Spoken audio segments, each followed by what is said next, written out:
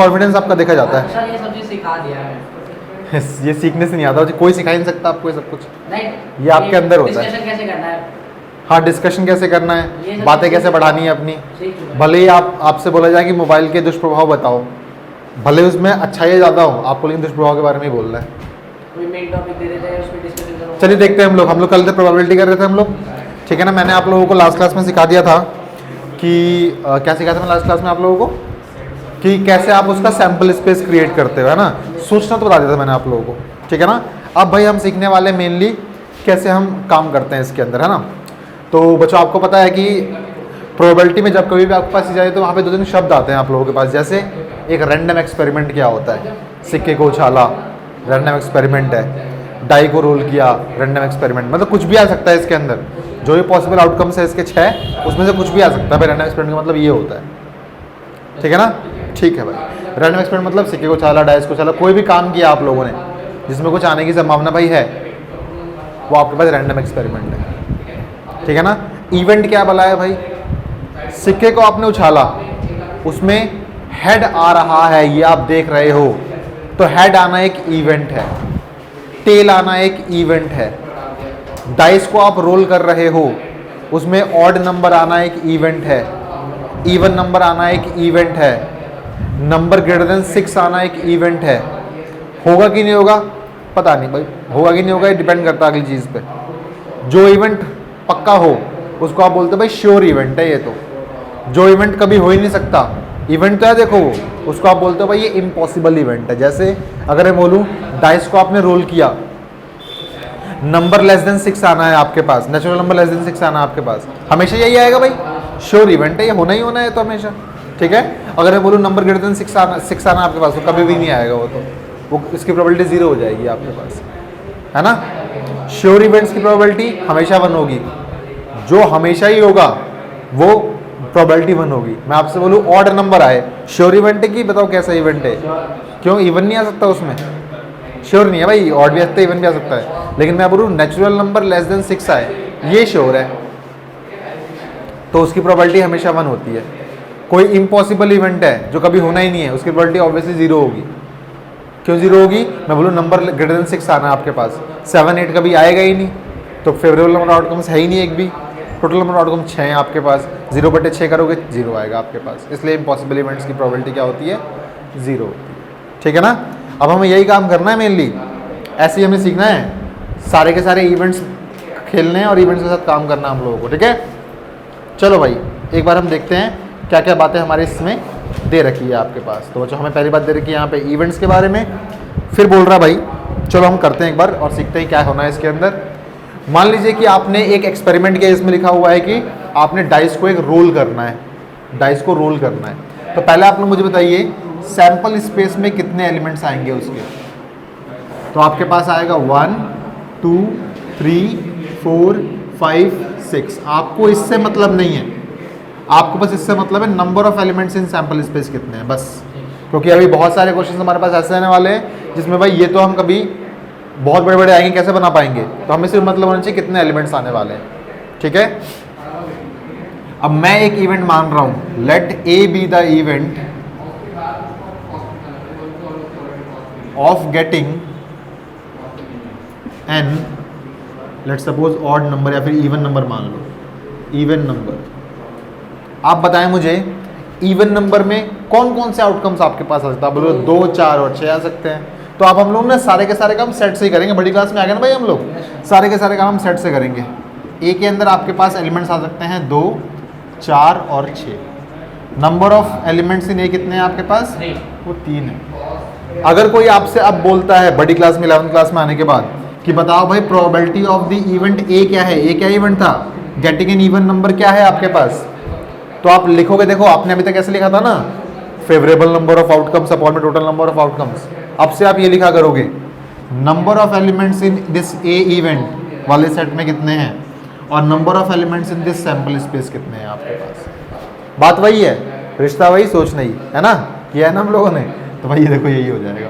तो कितना हो जाएगा, 1 2 3 एलिमेंट्स हैं यहाँ पे और 6 एलिमेंट्स टोटल है आपके पास, तो 1/2 आंसर आना है इसका। प्रोबेबिलिटी आपके पास 1/2। कितनी आसान चीज़ है ये बात। बस हमने अब सब कुछ सेट की फॉर्मेट में लिखना है, सब कुछ, ठीक है ना। एक और इवेंट मान लो बी है आपके पास, let B be the event of getting odd number मान लो, तो क्या हम कौन से एलिमेंट्स आएंगे बी के अंदर, तो आप यही तो बोलोगे 1 3 5। और किसी ने आपसे बोल दिया प्रोबेबिलिटी ऑफ बी निकालो, तो ये तो बोलोगे number of elements in B upon में number of elements in S. ये भी आपके पास आएगा 3/6 जो हो जाएगा 1/। कोई दिक्कत? ऐसे क्वेश्चंस करने हम लोग, बच्चों वाले काम है कि नहीं बताओ, जो आपने अभी तक पढ़ा है वो सब कुछ है। अगर ऐसे ही होता भाई ये तो पहले कराए थे आपको है ना, 11th क्लास में क्यों भेजते, तो कुछ तो नया होगा। चलो वो नई चीज़ सीखते हैं फटाफट, है ना। सब कुछ बता दिया बच्चों मैंने, यहाँ पे कुछ लिखने की जरूरत नहीं है आप लोगों को। देखिए आप लोगों को अल्टीमेटली काम क्या करना है।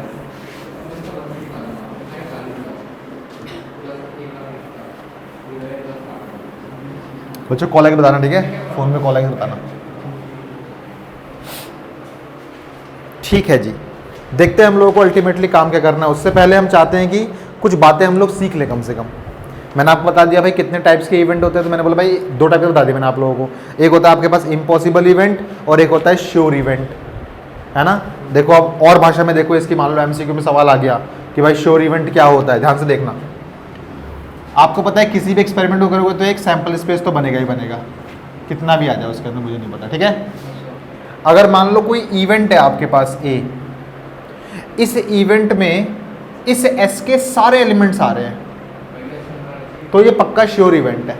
जैसे मैंने आपसे क्या बोलता, एक इवेंट मान लो ए जो आपसे बोल रहा है number, natural number getting less than 7 मिल रहा है आपको, तो क्या मिलेगा आपको 1 2 3 4 5 6 पूरे मिलेंगे नहीं मिलेंगे। और रोल में डाइस रोल करने में भी ये एलिमेंट्स मिलते हैं आप लोगों को, तो ये भाई श्योर इवेंट है, हमेशा आएगा ही आएगा, 1 आएगी इसकी प्रोबेबिलिटी। इसमें भी 6 एलिमेंट्स है, इसमें भी 6 एलिमेंट्स हैं, 6/6 1 बन जाएगा। तो श्योर इवेंट जो आपके पास होगा उसकी प्रोबेबिलिटी जो होगी वो हमेशा 1 होगी, इस बात को आप याद रख लीजिएगा। श्योर इवेंट्स में एलिमेंट्स कौन कौन से आएंगे, तो याद रखना श्योर इवेंट्स में सारे के सारे सैंपल स्पेस के एलिमेंट्स आ जाएंगे। आप इसको ऐसे ही बोल सकते हो, श्योर इवेंट जब कभी भी होगा तो वो एस के बराबर ही होगा हमेशा, ठीक है। सेकंड मैंने सिखाया आप लोगों को एक इम्पॉसिबल इवेंट। कोई भी इवेंट इम्पॉसिबल कब होगा, जब उसके अंदर एक भी एलिमेंट ही ना आए। मान लो मैं आपसे बोल रहा हूँ कि बी एक इवेंट है of getting a number greater then 6, तो भाई कुछ आएगा ही नहीं इसके अंदर। अगर आपने डाइस को रोल किया शुरुआत में, कभी 7 6 से बड़ा नंबर आएगा ही नहीं आपके पास, एक भी एलिमेंट नहीं आया, प्रोबेबिलिटी क्या बनेगी, नंबर ऑफ एलिमेंट्स इसके अंदर देखो 0 है, तो ये तो बोलोगे probability of B equal to होता है number of elements in B upon में number of elements in sample space, 0/6 0। Impossible event कभी होगा ही नहीं भाई, तो प्रोबेबिलिटी 0 हो जाएगी उसकी। श्योर इवेंट की प्रोबेबिलिटी 1 और इम्पॉसिबल इवेंट की प्रोबेबिलिटी 0। बात समझ में आ गई। 2 टाइप के इवेंट्स हमने यहाँ पे कर लिए, ठीक है जी। अच्छा, और आगे बढ़ते हैं।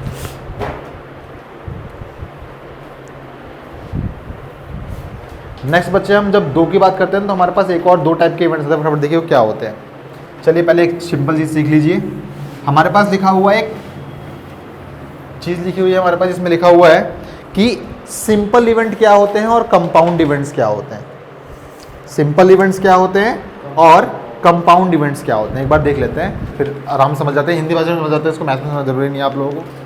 सिंपल इवेंट्स वो इवेंट्स होते हैं जिसके अंदर सैंपल स्पेस का सिर्फ एक एलिमेंट आता है कभी भी। जैसे मान लो कि भाई डाइस को रोल किया मैंने, ठीक है, 1 से लेकर 6 तक एलिमेंट्स आएंगे, और सॉरी 1 2 3 4 5 6। अगर कोई इवेंट आपके पास ऐसा है जिसमें सिर्फ एक एलिमेंट है, उसका एक एलिमेंट ऐसा है जिसके अंदर सिर्फ एक एलिमेंट है उसका, तो आप बोलते हो सिंपल इवेंट है भाई ये। कंपाउंड इवेंट कौन सा होगा, जिसमें एक से ज़्यादा एलिमेंट्स आ जाए भाई, कुछ भी कॉम्बिनेशन बन सकता है, 2 भी आ सकते हैं, 3 भी आ सकते हैं, 4 भी आ सकते हैं, पूरे 6 भी आ सकते हैं, एक नहीं आया भाई, है ना, तो उसको आप बोलते हो कंपाउंड इवेंट है वो आपके पास। अगर सारे आ गए तो सारे इवेंट हो गए तो भाई श्योर इवेंट तो सैंपल से बन गया पूरा पूरा, ठीक है ना। तो यही बातें आपके पास लिखी गई होंगी यहाँ पे, आप बच्चे देख लीजिएगा इसको प्लीज़, ठीक है, ठीक है ना। अच्छा, हिंदी में लिखा हो, मैंने हिंदी में समझा दिया बच्चे। 389 पेज नंबर पे आपके पास डेफिनेशन मिल जाएगी, इसको आप लोग इसको ऑब्जर्व कर लीजिएगा, ठीक है। अच्छा, नेक्स्ट बच्चों हम लोग करने वाले हैं मेनली, जैसे हम लोगों ने अपने चैप्टर 1 के अंदर अलजेब्रा ऑफ सेट्स पढ़े थे, वैसे ही हम लोग अब पढ़ने वाले हैं algebra of events. Algebra of events. बिल्कुल सब कुछ हम लोग सेट की तरह ही पढ़ेंगे ये सब कुछ। अगर आपको सेट आता है तो इसका मतलब आपको ये भी आता है।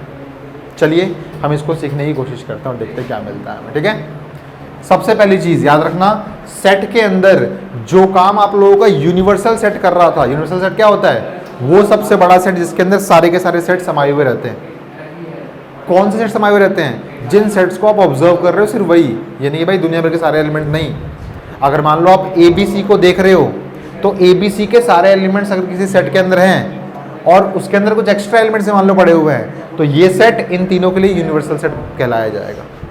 ऐसे ही अगर आप किसी इवेंट की बात कर रहे हो, किसी रैंडम एक्सपेरिमेंट से एसोसिएटेड इवेंट है कोई आपके पास, जैसे डाइस को रोल किया, डाइस को रोल करना आपके पास एक्सपेरिमेंट है।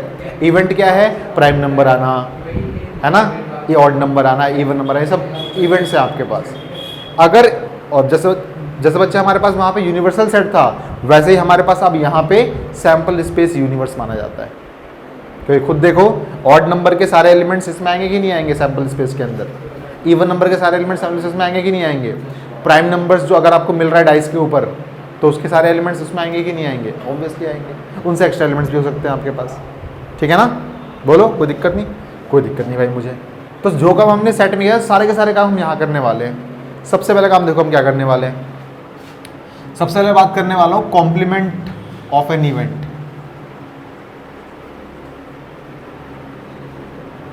किसी इवेंट के कॉम्प्लीमेंट को मुझे दिखाना है। मान लो फॉर एग्जाम्पल मैं डाइस लेके चल रहा हूँ मैं, ठीक है। डाइस को रोल किया, आपके पास आएगा 1 2 3 4 5 6।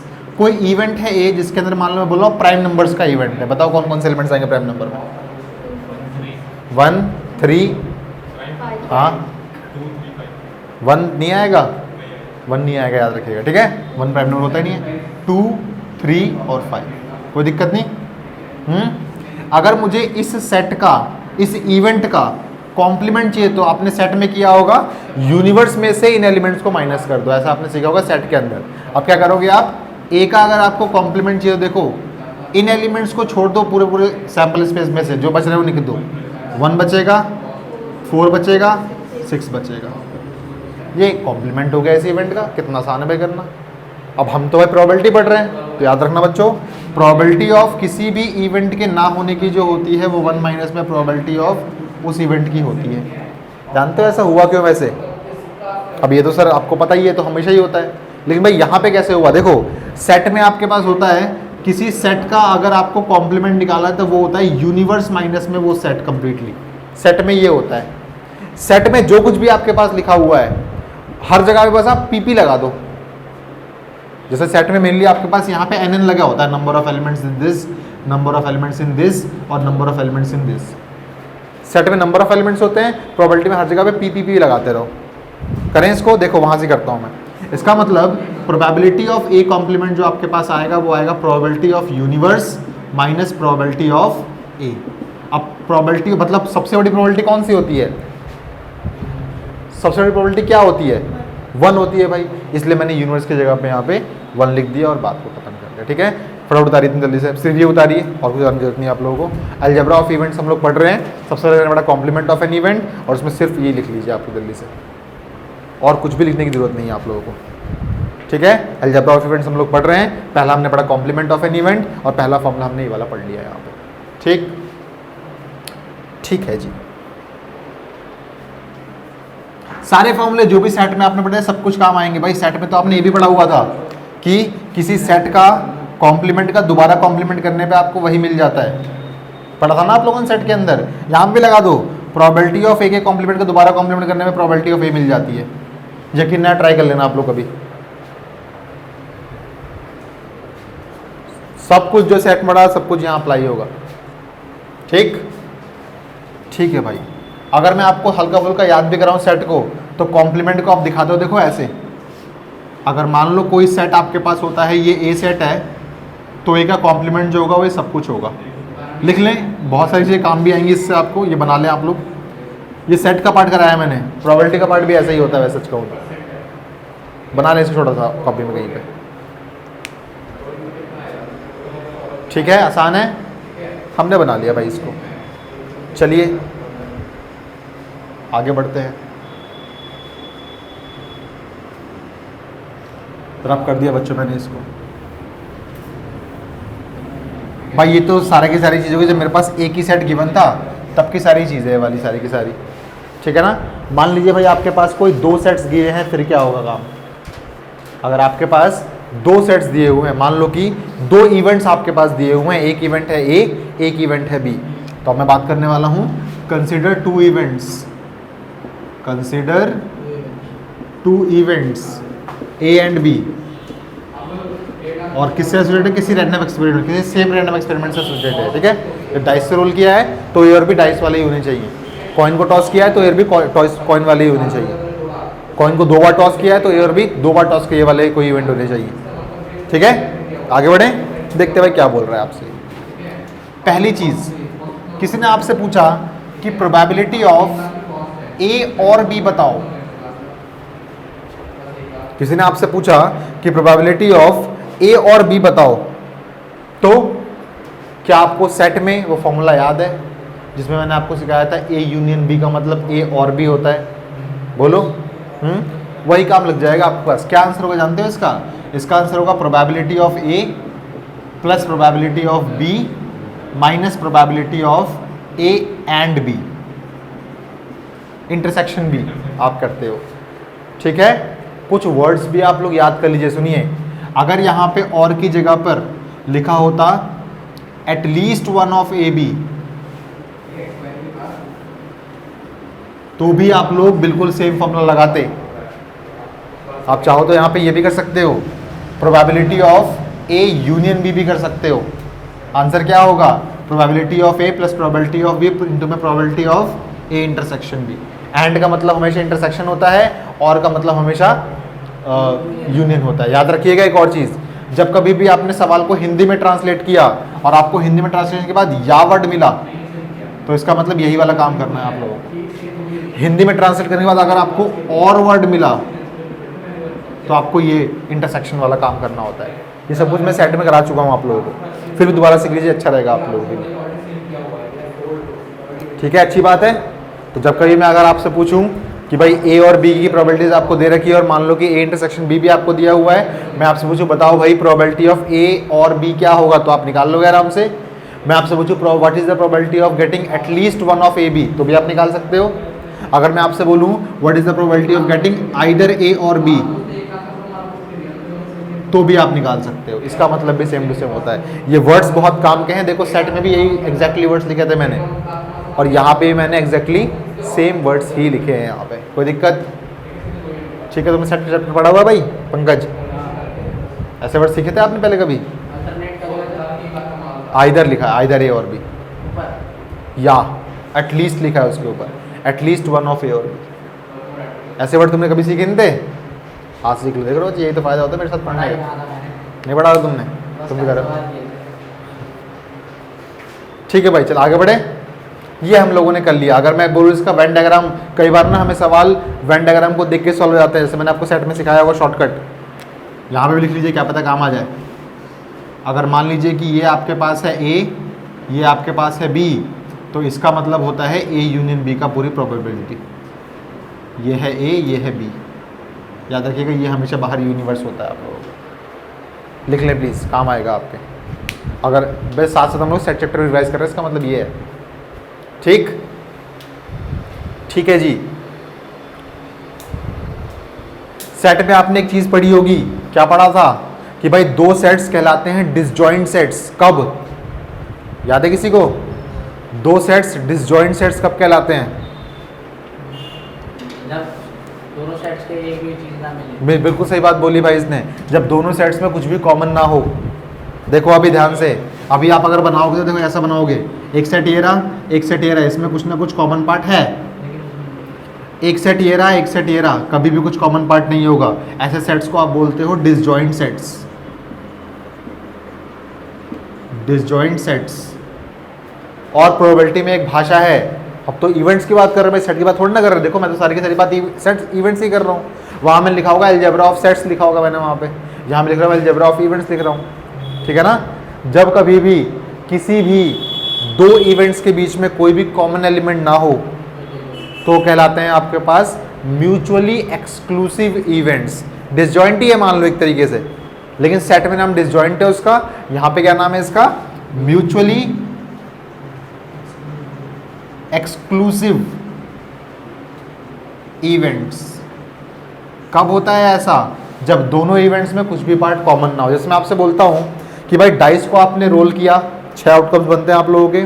फिर मैं बोलता हूँ भाई कि बताओ, एक सेट मैंने ले लिया इवन नंबर्स का ले लिया पूरा, चलो ऑड का ले लिया, 1 3 5 होगा। और एक मैं बोलता हूँ प्राइम नंबर्स का सेट बनाओ, इवेंट बनाओ, तो आप क्या बोलोगे? 2 3 5 बोलोगे। दोनों में कुछ ना कुछ कॉमन तो है, तो ये म्यूचुअली एक्सक्लूसिव सेट इवेंट्स नहीं है। लेकिन अगर मैं आपसे बोलता हूँ एक इवेंट मैंने लिया ऑड नंबर्स का, एक इवेंट लिया मैंने इवन नंबर्स का, तो उसमें कुछ कॉमन आया क्या? कॉमन नहीं आएगा। तो म्यूचुअली एक्सक्लूसिव इवेंट्स हैं वो वाले, ठीक है। याद रखना, कभी भी 2 इवेंट्स आपने बनाए, एक इवेंट आपके पास आएगा कुछ ना कुछ, एक और इवेंट कुछ ना कुछ आपके पास आएगा। यहाँ कुछ एलिमेंट्स होंगे, याद रखिएगा। जब कभी भी ए इंटरसेक्शन बी करने पे आपको कुछ ना मिले, तो ये कहलाते हैं आपके पास डिसजॉइंट सेट्स। और ये इवेंट्स कब होंगे म्यूचुअली एक्सक्लूसिव? जब probability of A intersection B की आपकी 0 हो। सिंपल बात वही है कि नहीं भाई? इसमें एलिमेंट अगर 0 हो तो उसकी प्रोबेबिलिटी भी 0 हो जाएगी, क्योंकि 0.6 0 ही होगा, ठीक है ना। ये कहलाएंगे आपके पास डिसजॉइंट सेट्स, और ये कहलाएगा आपके पास म्यूचुअली एक्सक्लूसिव इवेंट्स, ठीक है। लिख लें प्लीज, बहुत काम की चीज़ है, फटाफट लिखिए।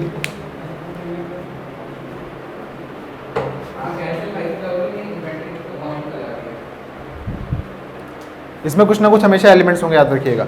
जो भी इवेंट के एसोसिएटेड होगा, जैसे मान लो मैं प्राइम नंबर बोलता हूँ तो 2 3 5 आ जाएगा, ऑड नंबर बोलता हूँ तो 1 3 5 आ जाएगा। भाई अगर कॉमन दोनों में होगा तो म्यूचुअली एक्सक्लूसिव नहीं होंगे। कॉमन दोनों में कुछ भी नहीं होगा तो म्यूचुअली एक्सक्लूसिव कहलाएंगे वो सेट्स, ठीक है। ठीक है, ठीक है भाई। अब बच्चे मुझे बताओ कि अगर आपके पास जो 2 इवेंट्स हैं ए और बी, वो बन जाएंगे, सुनिए एक बार, वो अगर बन जाएंगे म्यूचुअली एक्सक्लूसिव, तो ये फॉर्मूला क्या बन जाएगा? ये फॉर्मूला बन जाएगा P of A plus P of B, minus में 0 लिख दोगे आप इसको, तो ये पार्ट छुप ही जाएगा यहाँ से। तो चाहो लिखो चाहे मत लिखो, याद रखना, अगर आपको पहले से दिया हुआ है कि सेट्स आपके पास म्यूचुअली एक्सक्लूसिव है, तो इसका मतलब ये वाला पार्ट 0 हो जाएगा उसका। इसके अकॉर्डिंग ही आप हर चीज़ निकाल सकते हो फिर, ठीक है। इस फॉर्मूले में इसको 0 पुट कर दोगे तो वो चीज़ निकल जाएगी आपके पास, ठीक है। ठीक है जी, याद रखना बच्चों, इसको आप बनाना चाहो तो बना लो। एक इवेंट ये रहा, एक इवेंट ये रहा, दोनों में कुछ भी कॉमन नहीं है, दोनों में कुछ भी कॉमन नहीं है, ठीक है। चाहिए तो बना सकते हैं आप लोग, दोनों में कुछ भी कॉमन नहीं है।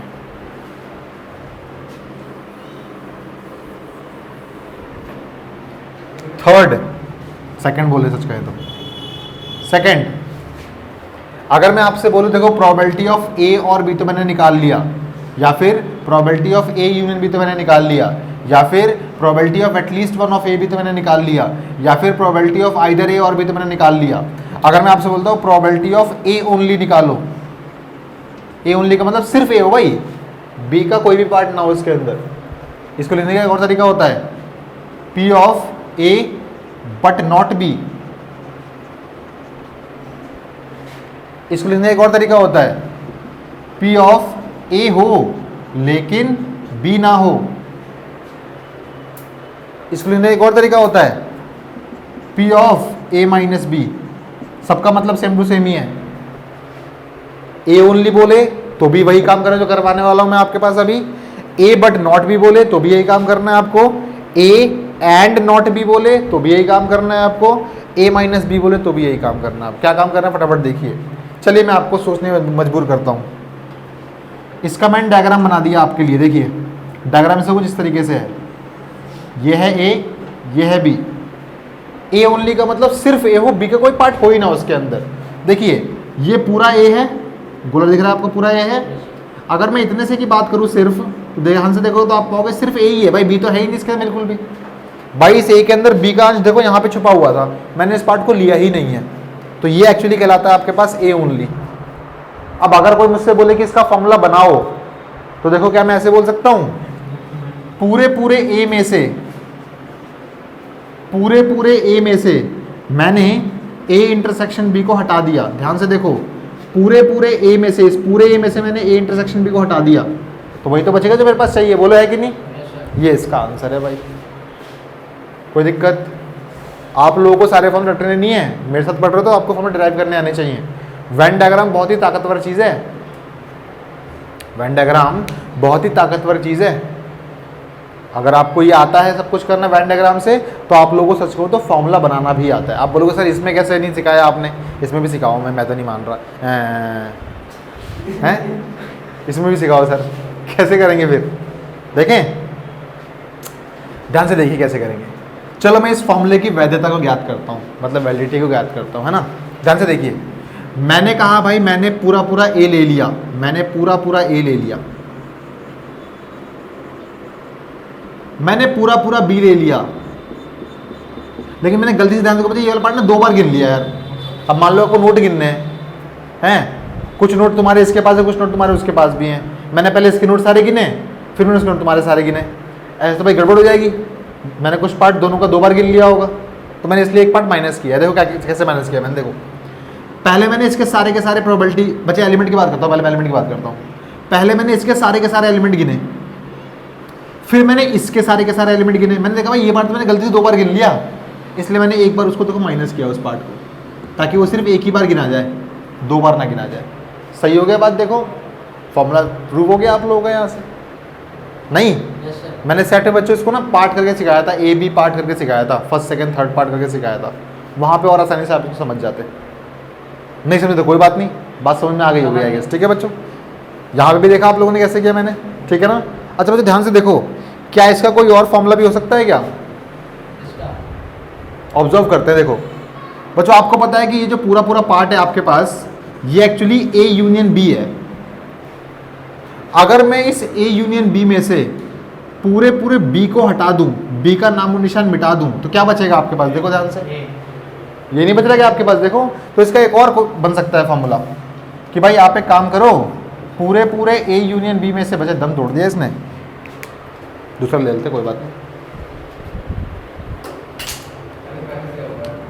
आप एक काम करो, पूरे पूरे ए यूनियन बी में से अगर आप पूरा पूरा बी माइनस कर दोगे, देखो पूरे पूरे ए यूनियन बी में से अगर आपने पूरा पूरा बी उड़ा दिया, तो यही तो वजह जो आपको चाहिए था, नहीं चाहिए था क्या। ये भी इसका फॉर्मूला है भाई, लिख लें प्लीज़ आप लोग, फटाफट लिखिए।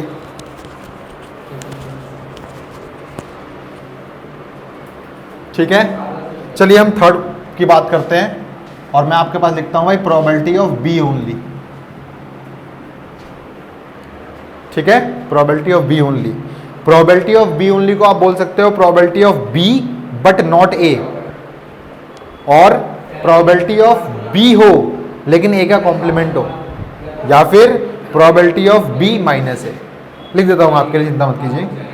Probability of B but not A, probability of B हो लेकिन ए का कॉम्प्लीमेंट हो, बी हो एंड ए ना हो, या फिर प्रोबेबिलिटी ऑफ बी माइनस ए हो।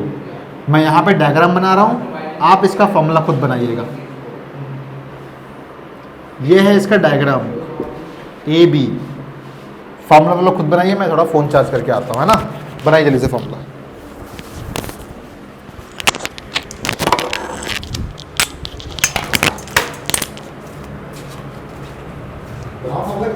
बना दिया क्या?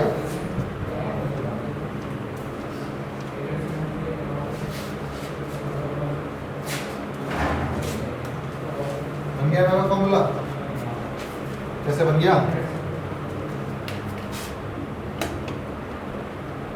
देखो बच्चे, महंगा चार्जर है ना, तो ठीक है ना। देखो मेरे पास पैसे तो है नहीं, बहुत महंगा चार्जर आएगा ना, 4 घंटे चार्जर आ जाएगा इसका। शेर पालना मुश्किल होता है ना, पता ना आपको। मोदी जी पालना मुश्किल था ऐसे बोलते हैं लोग, जब पेट्रोल दाम बढ़ रहे थे तो, अरे शेर पाला है हमने, मोदी जी महंगाई थोड़ी बहुत तो होगी होगी। अब देखो ऐसी महंगाई हो गई, पेट्रोल भरवा के लाता हूँ मैं, 2 दिन में पेट्रोल खत्म हो जाता है मेरी गाड़ी का, बताओ। वहाँ पे उनका मुस्कुराता हुआ चेहरा होता है, ऐसे करके गाल देने का मन करता है बस। ठीक है भाई, लिख लिया आप लोगों ने, कैसा होगा फॉर्मूला बताइए। तो ये हो जाएगा बच्चों आपके पास, पूरे पूरे बी में से, पूरे पूरे बी में से आप ये इंटरसेक्शन वाला पार्ट मिटा दो, तो आपके पास सेम चीज़ मिल जाएगी। आप चाहे ए इंटरसेक्शन भी बोलिए, चाहे बी इंटरसेक्शन भी बोलिए, बात बराबर है। या फिर पूरे पूरे ए यूनियन बी में से आप पूरे पूरे ए को ही हटा दो, तो आपके पास ये बन जाएगा। कोई दिक्कत, आसान चीज़ थी बहुत। बाकी वर्ड बच्चे यहाँ से मिटा दो ताकि मेरे पास थोड़ा स्पेस बन जाए और आप लोग लिख भी लें साथ में, ठीक है। चलिए भाई हम इसको मिटाते हैं। भाई देखो मैं साथ साथ सारी लैंग्वेज भी लिखवा रहा हूँ आप लोगों को, ताकि लैंग्वेज का कोई सवाल है तो आप लोग आराम से कर सको। ये सारे के सारे क्वेश्चन सेट में भी होते हैं, आपको पता है, ठीक है।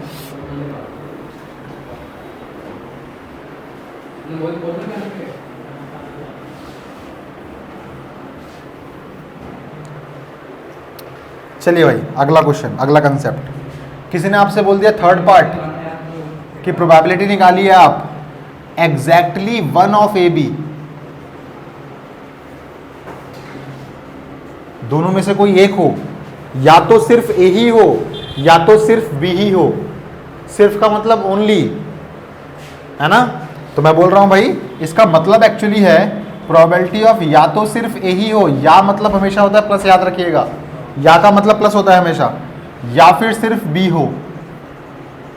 ये तो आपने अभी भी निकाला यार, ए ओनली का फॉर्मूला ये रहा, बी ओनली का फॉर्मूला वो रहा, तो क्या मैं दोनों को ऐड नहीं कर सकता? Probability of A minus probability of A intersection B plus probability of B minus probability of A intersection B. याद रखिएगा, चाहे आप ए इंटरसेक्शन बी लिखो चाहे आप बी इंटरसेक्शन लिखो, बात बराबर होती है। तो क्या मैं इसको ऐसे बोल सकता हूँ, probability of A plus probability of B minus 2 बार probability of A intersection B. ये इसका है फॉर्मूला। और इसका डायग्राम कैसे होगा देखो, ओनली ए और ओनली बी लगा, सॉरी ओनली ए और ओनली बी लगाना है आपको। ओनली ए ये रहा और ओनली बी ये रहा, ये आपके पास बन गया एग्जैक्टली 1 ऑफ ए बी, ठीक है ना।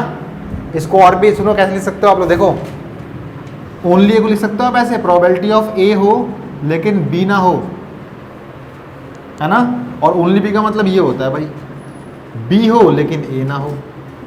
ऐसे करोगे तो भाई ये इसका ही एग्जाम्पल बन जाएगा, सेट की भाषा में लिख दिया गया है। कोई दिक्कत, सब लिखिए, सब मतलब रटिए कुछ मत, लेकिन सब समझ के लिखिए आप। देखो कैसे लिखना है यार, सुनो इस बात को, ए हो और बी ना हो, या फिर बी हो और ए ना हो, बस। कोई दिक्कत है तो बताइए मुझे। फॉर्मूला पल्ले पड़ रहा है, ठीक है। सबसे इंपॉर्टेंट चीज, पेपर में सवाल इसी में से आएगा जो लिखवाने वाला हूं। सिर्फ यही पेपर नहीं, दुनिया का कोई पेपर दे देना आप लोग, चांसेस 80% ही यही पेपर में आएगा।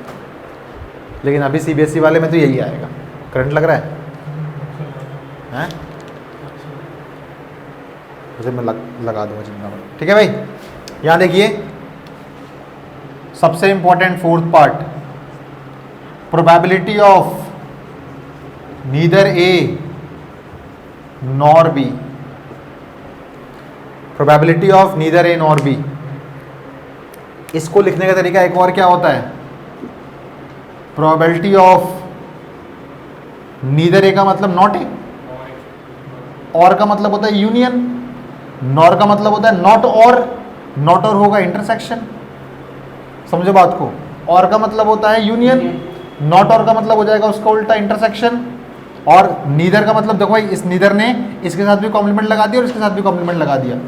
इसको वैसे हिंदी में पढ़ो, ना तो ए हो ना ही बी हो, ना तो ए हो और ना ही बी हो, ना तो ए हो और हिंदी वाला और ना तो बी हो,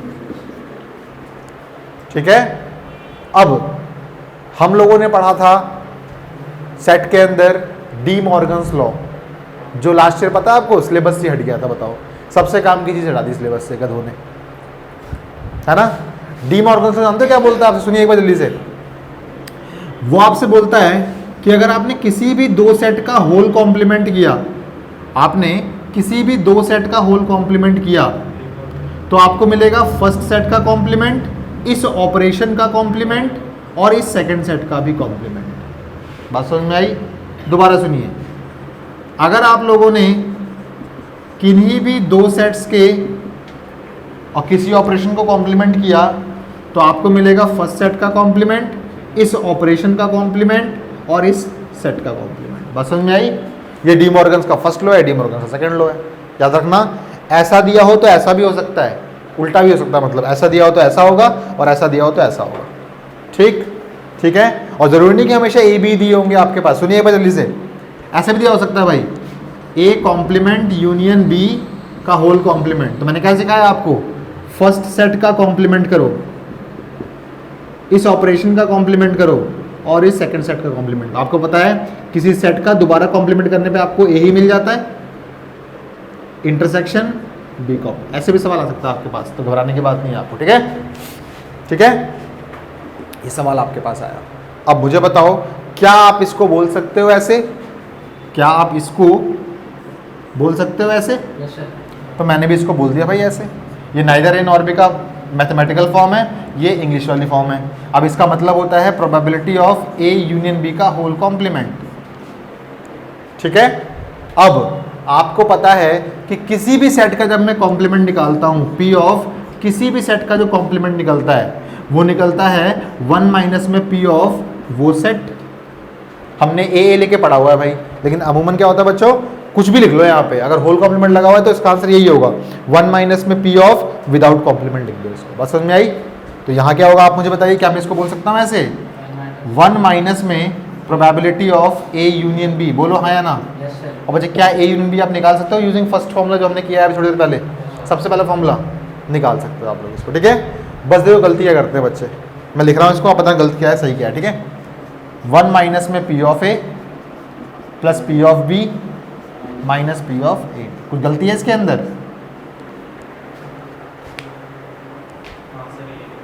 कहाँ है ये हैं, कहाँ गलती है? यही तो फॉर्मूला था। यही तो फॉर्मूला था, सब कुछ सही लिखा है यार, क्या तुम गलती बता रहे हो सर, हमें कंफ्यूज कर रहे हो। बस देखो गलती है, 1 माइनस में ये पूरी चीज़ आपको माइनस करनी है, इस पूरी चीज़ का मतलब ये पूरी चीज़ होता है। अगर आपने माइनस साइन के साथ यहाँ ब्रैकेट नहीं लगाया तो गलती कर दी आप लोगों ने। सोचो, ब्रैकेट नहीं लगाया तो अभी कुछ और मतलब था इसका, ब्रैकेट लगाने का क्या मतलब हो गया, ये भी माइनस का होगा, यही माइनस का होगा और ये जाके प्लस का बन जाएगा बाद में। तो गलती नहीं करनी है आपको, या तो आप लोग इस चीज़ को पहले ही निकाल के रख लो, 1 में से इसकी वैल्यू को डायरेक्टली माइनस कर देना। अगर आप इसको यहाँ पे सब्स्टिट्यूट कर रहे हो तो मुझे प्लीज़ ब्रैकेट लगा के सब्स्टिट्यूट कीजिएगा, बिकॉज इस पूरे की वैल्यू यहाँ से लेकर यहाँ तक है और ये कंबाइंड है एज अ होल, तो माइनस करने के साथ ब्रैकेट लगाना जरूरी है। या तो आप इसको पहले ही निकाल लेना। देखा, नंबर कटवा दिया मैंने आप लोगों के, बचा देना एक नंबर। मेरे साथ रहोगे तो ऐसी सेविंग्स करते रहोगे तुम लोग, बाल बच्चों की शादी भी करा दोगे सेविंग्स करते थे, पता है आपको? ठीक है भाई, पता लग गया। यहाँ पे आप लोगों का पहले चीज़ कब खत्म हुई, सारे के सारे फॉर्मूले मैंने लिखवा दिया आप लोगों को, ठीक है। बस आपको माइंड में रखने हैं, नाइदर ए नॉर बी तो जरूर माइंड में रखना आपको जरूर, ठीक है। अच्छा भाई, कई बार जानते हो क्या होता है, कई बार ना ऐसे लिखा होता है एक सवाल, कहाँ मिटाऊँ बच्चे, इसको मिटाया तो किसको, उसको मिटाया तो है ना, बी उनको मिटाया तो। अच्छा, नाइदर नॉर बी का डायग्राम कैसे बनेगा, कोई मुझे हिंट दे दो, मुझे बताओ आइदर ए और बी का डायग्राम कैसे बनता है। आइदर ए और बी का डायग्राम ऐसे बनता है भाई, ए यूनियन बी तो होता है वो, तो इसका कॉम्प्लीमेंट क्या होगा, सारा बाहर का हिस्सा, इन सबको मिटा दो, सारा बाहर का शेड कर दो, ये नाइदर ए नॉर बी का पार्ट है, कोई दिक्कत उतारना डाल लीजिए आप लोग। नाइदर ए नॉर बी का डायग्राम है ये, नाइदर ए नॉर बी का डायग्राम है ये, ऐसा डायग्राम होता है। आइदर ए और बी में आपके पास ये पूरा पार्ट होता है। अब किसी भी सेट का आपको अगर कॉम्प्लीमेंट निकालना है तो भाई, जैसे कहा था मैंने, उस सेट को छोड़ के सब कुछ बना दो भाई। तो इस सेट को छोड़ के अब मैं सब कुछ बना रहा हूँ, ये नाइदर ए नॉर बी का डायग्राम बन गया, ठीक है।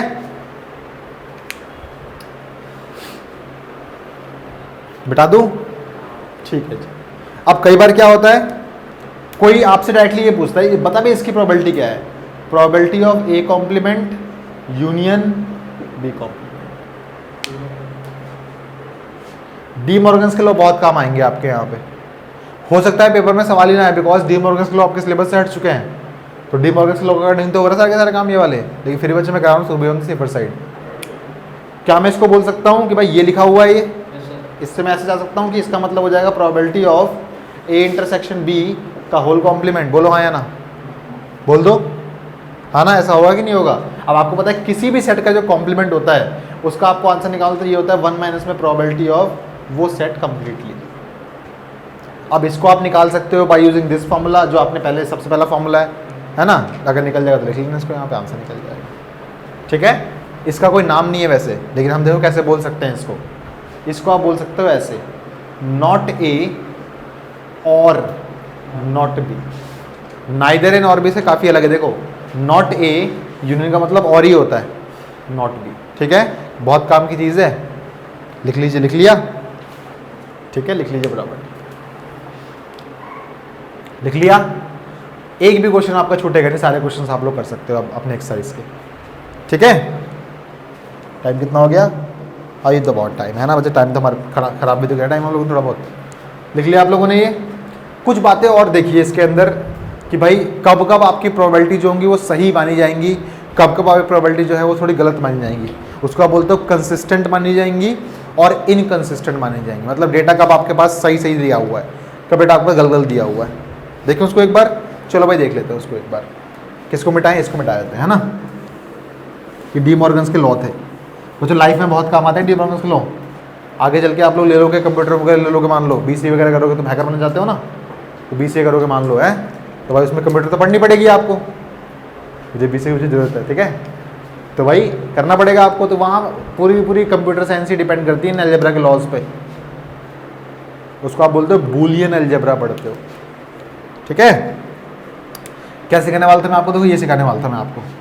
आपको पता है दुनिया भर की प्रोबेबिलिटी जो होगी वो हमेशा 0 से लेकर 1 तक लाई करेगी। पहली बात तो ये पता है आपको। ठीक है, 1 प्रोबेबिलिटी सबसे बड़ी होती है, आपको पता है। ठीक है, दुनिया की सारी प्रोबेबिलिटीज या तो 1 से छोटी होंगी या फिर इक्वल टू होंगी। इक्वल टू भी तो हो सकते हैं, श्योर इवेंट हो गया भाई इक्वल टू हो गया, है ना?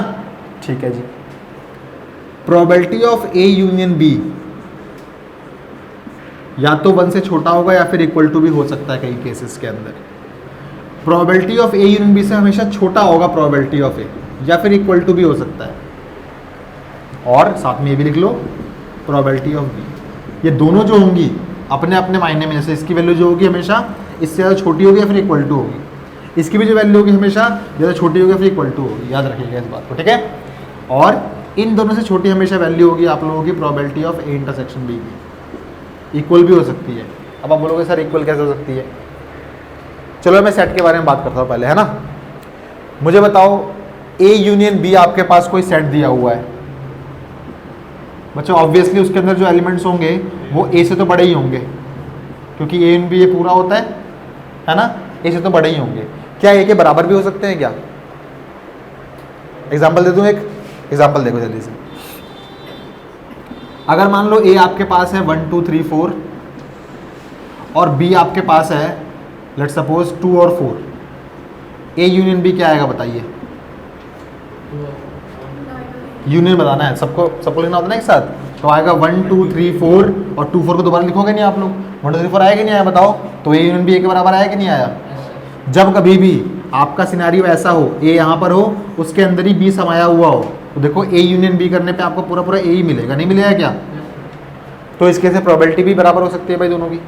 ठीक है, और जब कभी सिनेरियो ऐसा हो ऊपर बी हो अंदर ए हो, तो ए यूनियन बी करने पे आपको पूरा पूरा बी मिल जाएगा। तो इस केस में भी आपके पास हो जाएगा भाई, है कि नहीं? अब बात आती है इंटरसेक्शन की। मुझे बताओ इसी केस में ए इंटरसेक्शन बी क्या आएगा? 2 और 4 पूरा पूरा बी के बराबर आ रहा है कि नहीं आ रहा? इसका मतलब अगर फिर से ऐसा सिनेरियो होता है आपके पास ए के अंदर बी समाया हुआ है, तो दोनों में कॉमन पार्ट सिर्फ यही होगा, तो प्रोबेबिलिटी ऑफ बी के बराबर भी हो सकता है भाई। ये ऐसा सिनेरियो तो क्या होगा? दोनों में कॉमन पार्ट यही होगा, सिर्फ यही होगा, प्रोबेबिलिटी ऑफ ए के बराबर भी हो सकता है।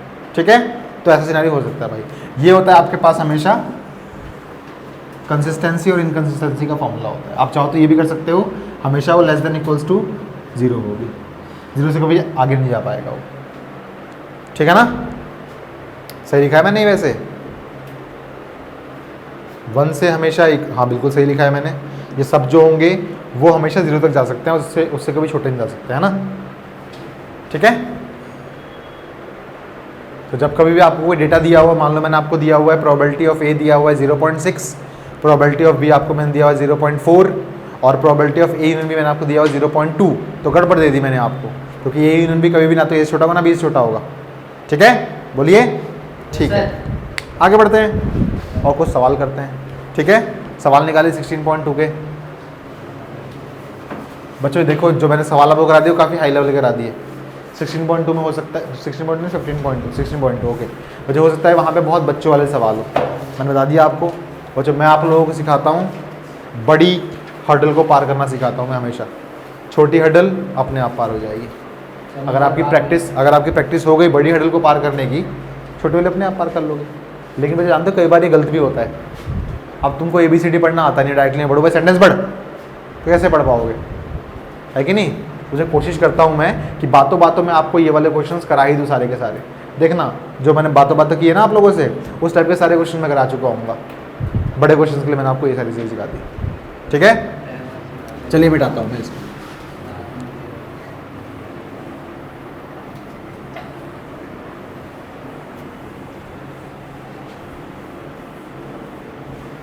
बच्चों अगर मुझे बच्चे मिल जाए ना IIT वगैरह की कोचिंग करने वाले, तो मैं उनको IIT की भी कोचिंग करा सकता हूँ।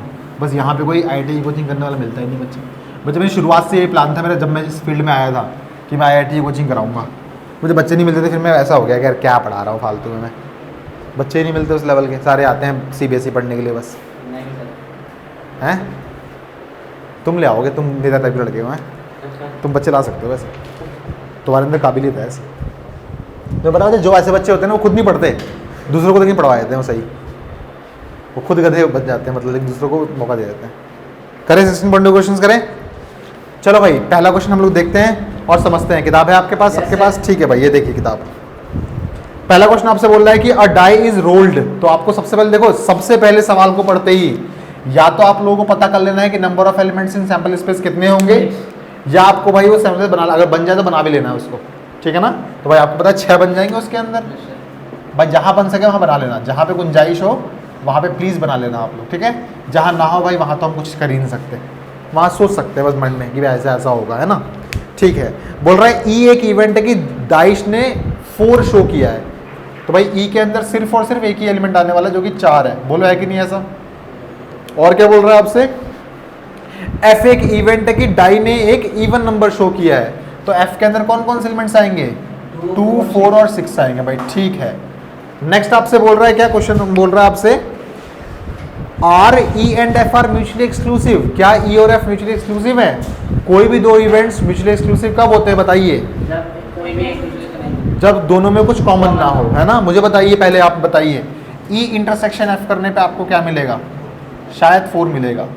क्या ई इंटरसेक्शन एफ 5 के बराबर है, नहीं है भाई। इसका मतलब therefore E and F R not mutually exclusive. अच्छा जब बातों बातों में एक चीज कराना तो भूल ही गया आप लोगों को।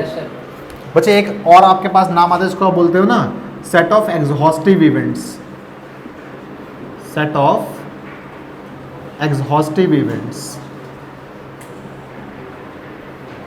मान लो कि 3 सेट आपको दे रखे हैं A B C, कुछ कुछ एलिमेंट्स हैं इनके अंदर, ये एलिमेंट, वो एलिमेंट, वो एलिमेंट, ठीक है ना।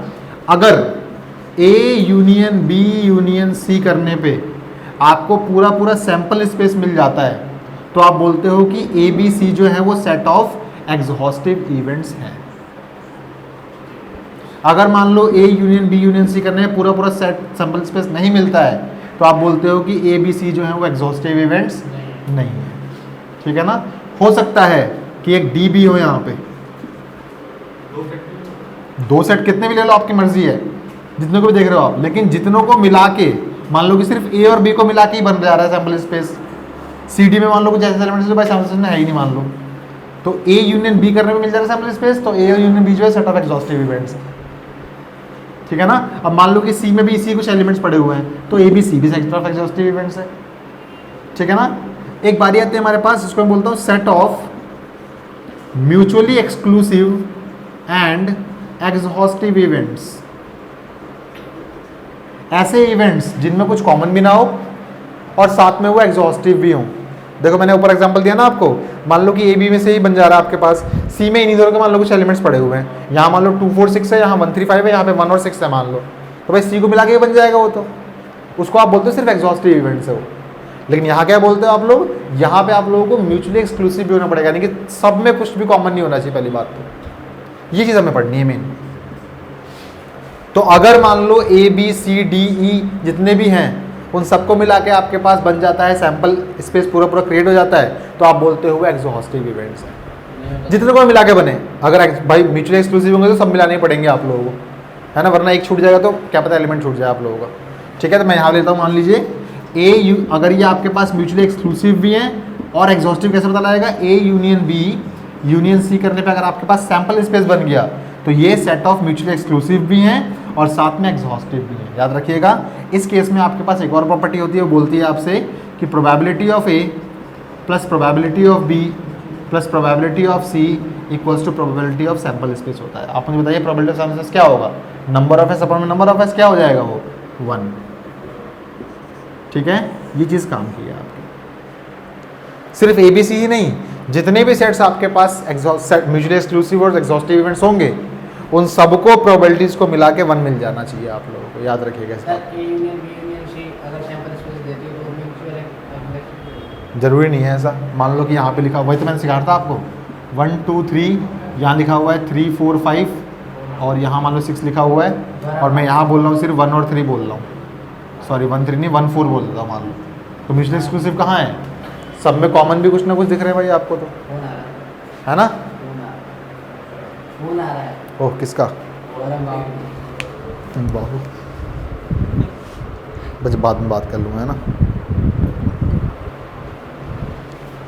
ठीक है भाई, मैं आ नहीं रहा क्या, दोबारा कर आ गया नहीं, बच्चे नहीं आया, बैक करना पड़ेगा।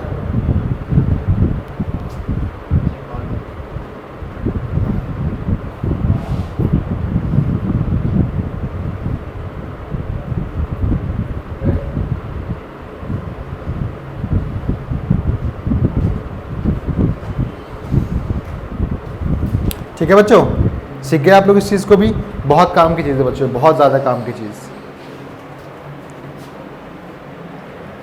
आ गया फिर से, ठीक है। ठीक है जी, सीख गए आप लोग इस चीज़ को। पहला क्वेश्चन भी हमने कर लिया, सेकंड क्वेश्चन भी देखते हैं साथ में। देखिए second, a die is thrown, describe the following events. तो भाई डाई थ्रोन में करने पता आपको 6 बनते हैं, आपको डिस्क्राइब का मतलब सारे के सारे एलिमेंट्स लिखने हैं, बस और कुछ नहीं करना। ए नंबर लेस देन 7, 1 2 3 4 5 6 पूरे मिल जाएंगे आपको। बी नंबर ग्रेटर देन 7, एक भी नहीं मिलेगा आपको। सी और मल्टीपल ऑफ 3, कौन कौन से आएंगे, 3 और 6 आ जाएगा भाई। डी और नंबर लेस देन 4, 1 2 3 4 आएगा नहीं, लेस देन 4 बोला इसलिए, ठीक है। E an even number greater than 4, सिर्फ 6 आएगा। और number not less than 3, not less than 3, 4 5 6, ठीक है, ठीक है ना। अब फिर आपसे बोल रहा है कि ए यूनियन बी भी निकाल, तो निकाल सकते हो आप ए यूनियन बी भाई। अगर ए में जितने एलिमेंट्स हैं, बी में जितने, सबका यूनियन निकाल दो, ठीक है। प्रोबेबिलिटी पूछी नहीं है इसने आपसे, फिर आपसे पूछा भाई ए इंटरसेक्शन बी निकालो, बी यूनियन सी निकालो, सब कुछ निकालो, निकाल लोगे सब कुछ, छोड़ दो सवाल को, ठीक है ना। ठीक है भाई। थर्ड आपसे बोल रहा है an experiment involves rolling a pair of dice and recording the number. मैंने आपसे कहा था भाई फर्स्ट क्लास में ही कि प्लीज़ आप लोग जो डाइस को सेकंड बार रोल करने वाला वो बना लीजिए, पूरा बनाया था आप लोगों ने, पूरा इसी क्वेश्चन में बनवाया था मैंने आपसे, देखो बनाया था पूरा आप लोगों ने, नहीं बनाया था, 1 से लेकर 36 तक बनाया था पूरा आपने, बस बनाया था, बहुत अच्छी बात है। इस क्वेश्चन को घर से करके लाना आप लोग, ठीक है। क्या बोल रहा है आपसे, ए बोल रहा है आपसे कि the some is greater than 8 निकालना है आपको। सम कहाँ कहाँ पे ग्रेटर देन 8 होगा बताइए आप लोग खुद से। 1 की लाइन में कहीं नहीं होगा, 2 की लाइन में कहीं नहीं होगा, 3 की लाइन में होगा, 3,6 होगा, 7 तो आएगा ही नहीं कभी यार। 3,5 पे 8 आएगा, ठीक है ना। कितना बोला, 8 बोला है ना इसने, तो ग्रेटर देन 8 बोला है ना, देखो तो 6,3 9 जाएंगे, ठीक है। फिर 4 2 6 होते हैं, 4 3 7 होते हैं, 4 4 8 होते हैं, 4 4 हो जाएगा, 4 5 हो जाएगा, 4 6 हो जाएगा। 5 से हाँ 8 से ज़्यादा बोला है इसने, तो भाई 4 4 नहीं होगा, फिर 5 4 हो जाएगा, 5 5 हो जाएगा, 5 6 हो जाएगा, फिर 6 3 हो जाएगा, 6 4 6 5 6 6, ठीक है। ये ए बन गया पूरा आपका, बी भी ऐसे बना लोगे आप लोग। अच्छा मैं पूछूँ ए की प्रोबेबिलिटी क्या है, तो आप यही तो बोलोगे 1 2 3 4 5 6 7 8 9 10, 10/36 है इसकी प्रोबेबिलिटी, बोलो है कि नहीं। क्योंकि number of elements in A upon में number of elements in sample space आप लोग करोगे, ए में 10 है एंड एस में 36 है, बोलो कोई दिक्कत।